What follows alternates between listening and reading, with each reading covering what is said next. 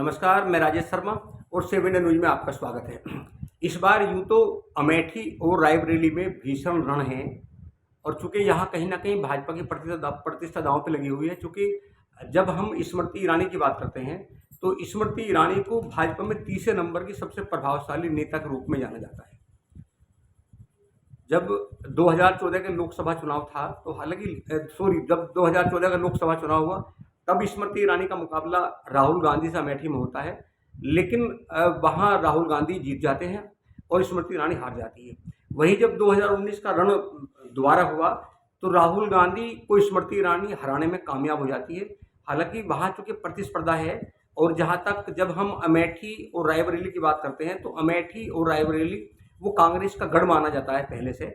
लगभग कहा तो ये जाता है, अगर कांग्रेसियों की बात माने तो पिछले 100 साल से अमेठी और रायबरेली का रिश्ता कांग्रेस परिवार से बहुत पुराना है। 100 साल से रिश्ता है। लगातार वहाँ चाहे जवाहरलाल नेहरू की का बात हो, चाहे इंदिरा गांधी का हो, राजीव गांधी, संजय गांधी, इन तमाम बड़े लीडरों का, जो कांग्रेस के बड़े लीडर हैं, यही नहीं आज़ादी से पहले की अगर बात करें तो इन दोनों जिलों से, चूँकि इलाहाबाद भी है, वहाँ कांग्रेस का गहरा नाता रहा है। अब चूंकि 2024 के लोकसभा चुनाव में इस बार भाजपा ने कई बार उकसाया कि राहुल गांधी आखिर क्यों चुनाव नहीं लड़ रहे अमेठी से, लेकिन इस बार कांग्रेस ने, जो कि गांधी परिवार के बहुत करीब रहे किशोरीलाल शर्मा, केएल शर्मा को इस बार कांग्रेस के मैदान में उतार दिया।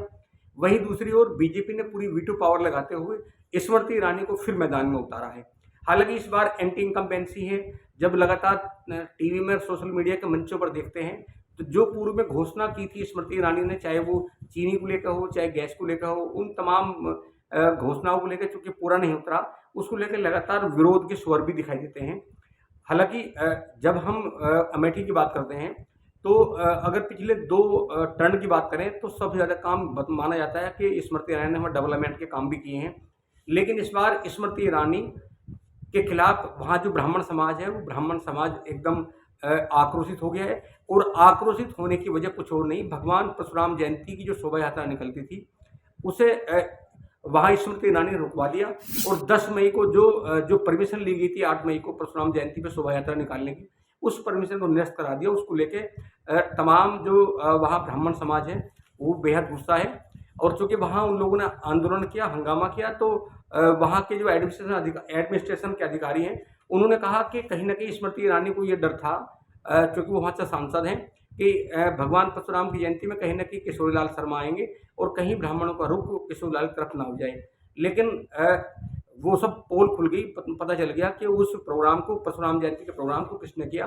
हालांकि अगर मैं उमाशंकर मिश्र की बात करूँ, उमाशंकर मिश्र एडवोकेट वहाँ ब्राह्मण कल्याण संस्थान के अध्यक्ष हैं और चूँकि पिछले लगभग 45-50 सालों से वहाँ लगातार 10 मई को, मतलब जो परशुराम जयंती होती है, भगवान परशुराम की जयंती मनाई जाती है और उसमें हजारों लोग शामिल होते हैं। हालांकि इस बार चुनाव आचार संहिता लगी हुई थी और ये पहले से घोषित था कि किसी भी पॉलिटिकल व्यक्ति को वहाँ नहीं बुलाया जाएगा। अगर स्वेच्छा से को आना चाहे तो आ सकते हैं। बाकी वहाँ टोटल जो ब्राह्मण समाज के लोग थे, जो नॉन पॉलिटिकल लोग थे, सामाजिक लोग थे, उन्हीं को वहाँ आना था। और ब्राह्मण समाज के अलावा तमाम जो और दूसरे समाज के लोग हैं वो सब आमंत्रित होते हैं। ये परंपरा पिछले लगभग 5 दशकों में चलती आ रही है। लेकिन इस बार 8 मई को पहले परमिशन दी जाती है भगवान परशुराम की जयंती के लिए और 9 तारीख की शाम को वो परमिशन निरस्त कर दी जाती है। बाकायदे अमेठी के कोतवाल द्वारा कहा जाता है कि यहाँ परशुराम जयंती नहीं मनाई जाएगी। हालांकि जैसे ही परशुराम जयंती के निरस्तीकरण का जो अनुमति ली थी, जो निरस्तीकरण का जैसे भी पता चला, तो तमाम अमेठी और रायबरेली में इसको लेकर ब्राह्मणों में आक्रोश है और ये आक्रोश रुकने का नाम नहीं ले रहा। लगातार ये माना जा रहा है कि ये आरोप भी उनका है कि स्मृति ईरानी के कहने पर, जो वहाँ सांसद भी हैं, उनके कहने पर ये परशुराम जयंती का प्रोग्राम रोका गया। जबकि उनका उमाशंकर सिंह का कहना है, उमाशंकर मिश्र का कहना है कि चाहे सुल्तानपुर हो, जौनपुर हो, प्रतापगढ़ हो, इलाहाबाद हो, जो अमेठी और रायबरेली के आसपास के तमाम जिले, उन तमाम जिलों में बाकायदा परशुराम जयंती का प्रोग्राम किया गया।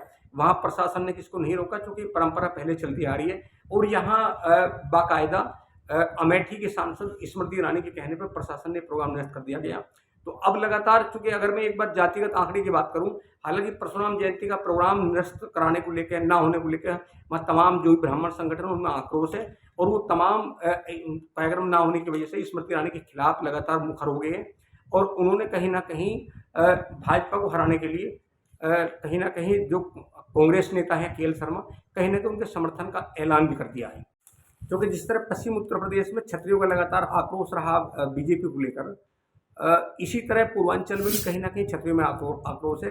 और क्षत्रियों के आक्रोश को देखते हुए अब चूँकि पूर्वांचल में अमेठी, पूर्वांचल का मैसेज जो अमेठी है, अमेठी का मैसेज पूरे पूर्वांचल को जाता है। जिस तरह अमेठी में परशुराम जयंती का कार्यक्रम निरस्त कर दिया गया, तो वहाँ ब्राह्मण समाज में बेहद आक्रोश है।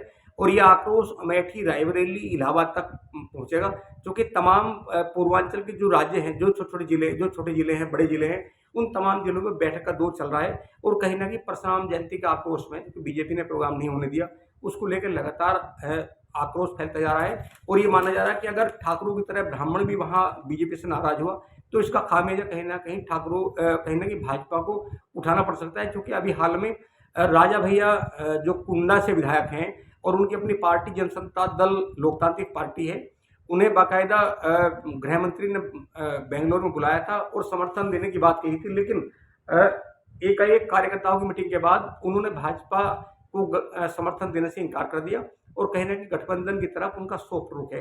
तो ये माना जा रहा है कि अगर अमेठी, रायबरेली में अगर ब्राह्मण बीजेपी से नाराज़ हुआ, चाहे वो परशुराम जयंती का प्रोग्राम रद्द होने का, हालांकि विरोध तो यही है, उनका यही कहना है कि जो कई दशक से प्रोग्राम चलता आ रहा परशुराम जयंती के दिन, उसे इस बार निरस्त कर दिया गया, उसको लेकर बेहद आक्रोश है।